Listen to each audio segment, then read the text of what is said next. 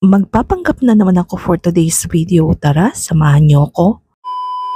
Mga te, 6 hours lang yung work natin ngayong Ramadan kaya may pagkakataon pa talaga tayong makapaglakad-lakad. O ayan, nakikita nyo, naglakad kami talagang nakapaa. Ito yung tinatawag na nature grounding. Nagawi kasi kami sa Montasa Park. Kaso nga, very wrong naman talaga yung outfit ng auntie nyo.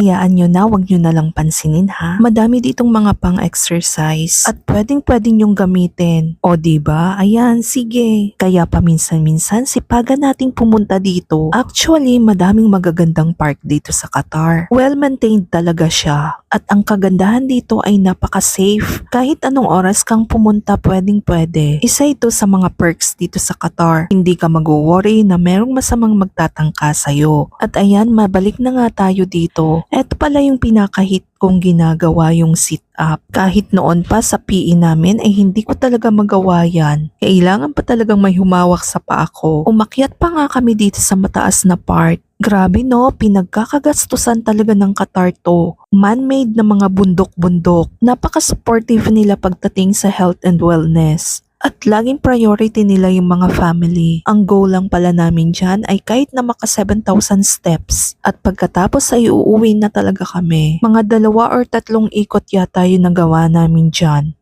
At umakyat-akyat pa nga kami dyan sa may matataas na parte ng park. At hindi ka naman talaga pagpapawisan kasi nga medyo malamig pa. Napakadami ding nagwo-walking at nagja-jogging dito. At meron din silang bike lane. Meron ding bike rental. Hindi ko lang alam kung magkano per hour yung rent nila. At tingnan nyo naman yung view kapag nasa taas kami na part. Kaka-relax, tingnan nyo naman yung 3 yan oh. Unti na lang marireach na namin yung 7,000 steps.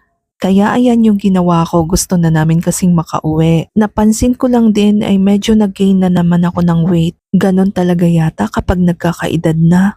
Bumabagal na yung metabolism, lalo na kapag wala pang kontrol sa pagkain. O siya, paano hanggang dito na lang ha, stay healthy. Syukran!